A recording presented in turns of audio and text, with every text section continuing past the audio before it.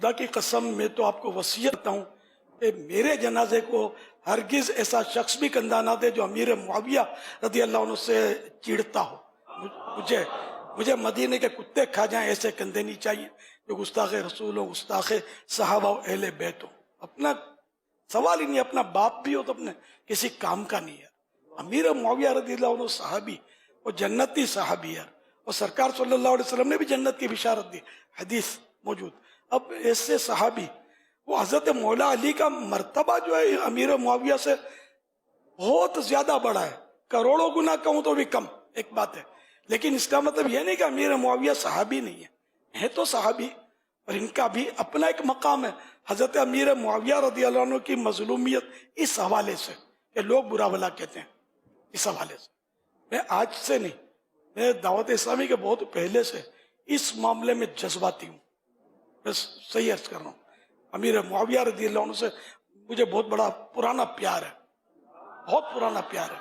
اللہ ان کے صدقے میری آئندہ نسلوں کو بھی بخشے، اور میری نسلوں میں کوئی بھی صحابہ و اہل بیت کا گستاخ پیدا نہ ہو۔ المرء مع من احبہ، جو جس سے محبت رکھے گا اس کا عشق اسی کے ساتھ ہوگا۔ کسی ایسے گستاخ صحابہ کے ساتھ قیامت میں اٹھے تو ہوگا کیا، ملے گا کیا؟ اپنے بھلے عاشقان رسول، بھلے عاشقان صحابہ و اہل بیت بھلے، ہم کو ایسوں کی سننی بھی نہیں ہے۔ جب قرآن و حدیث میں مطلقاً صحابہ کی فضیلتیں آ گئیں، اب کسی ہسٹری کا حوالہ، تاریخ کا حوالہ، اور یہ نہیں، قرآن و حدیث کے مقابلے میں تاریخ کا حوالہ نہیں چلتا، یہ بالکل اصول کے خلاف ہے، سننا ہی نہیں ہے اپنے کو۔ کسی صحابی کے بارے میں، کسی امام کے بارے میں، کسی اولیاء ولی کے بارے میں، اہل بیت اطہار کے بارے میں اپنے کو سننا ہی نہیں ہے۔ جو وسوسے آئیں یار، سنے کیوں؟ سنے وہ کہ جس میں کچھ لچک ہو، دیوار جو نرم ہوتی ہے نا، کیل وہاں گڑ جاتی ہے۔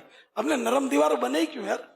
سیسا پلائی ہوئی دیوار نہ بنے یار، کہ بم بھی ٹکرائے تو ہم سے ٹکرا کر دشمن کے کلیجے پر پھٹے، ہم پر نہ پھٹے۔ ہر صحابی نبی جنتی جنتی، سب صحابیات بھی جنتی جنتی، چار یاران نبی جنتی جنتی۔